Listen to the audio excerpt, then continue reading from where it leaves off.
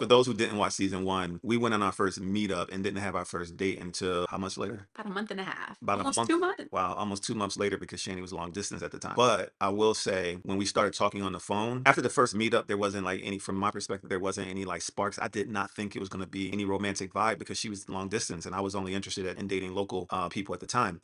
And then a couple of weeks later, Shani informed me that she was moving to Atlanta, and we hopped on the phone shortly after. Make sure y'all go watch that episode because you'll get all the details. There's so much more to it that's really interesting. But we hopped on the phone, and literally, when we hopped on the phone, the first conversation felt like this. It was so amazing. Like, I was feeling all the alignment.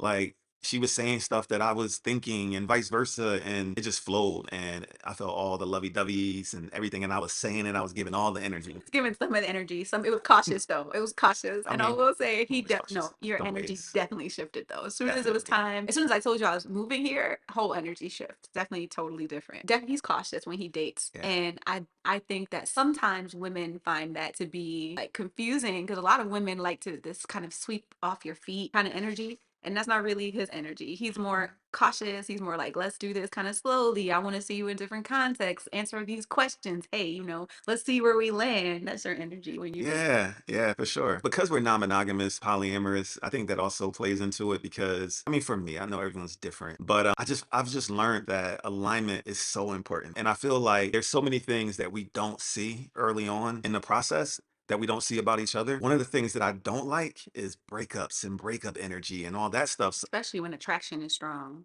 When the attraction is strong, you can definitely be blinded to things you would. Yes, Yeah, yeah. I agree. So I like to go in cautious because I don't want to be the person that's like falling head over heels for someone and vice versa because the attraction is strong. And then once we start spending real quality time with each other, we start noticing all these misalignments. And then we like slowly begin to backpedal our way out of the Yeah. relation, out of the connection. And Dialing it back is too hard. I'm yeah, like this too. So the way I said, that's like, why I'd if rather be my cautious up front.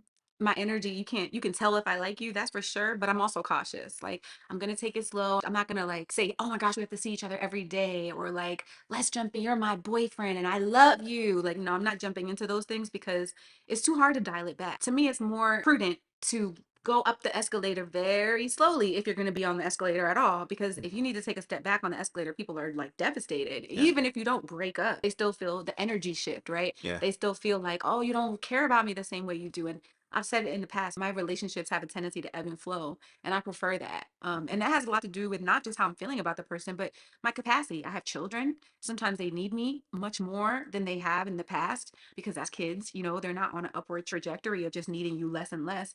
A lot of times in their adolescence, they need you more, etc.